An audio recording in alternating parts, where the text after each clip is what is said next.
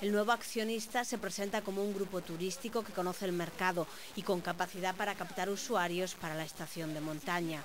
Más Costas facturó casi 64 millones de euros en 2011 y pertenece al mismo sector de Manzaneda Estación de Invierno, el turístico y hotelero.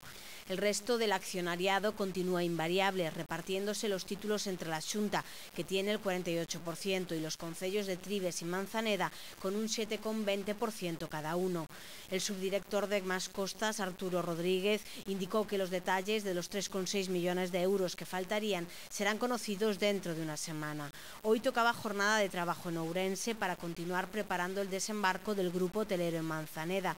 De momento ya se están realizando los estudios y proyectos de las mejoras diseñadas.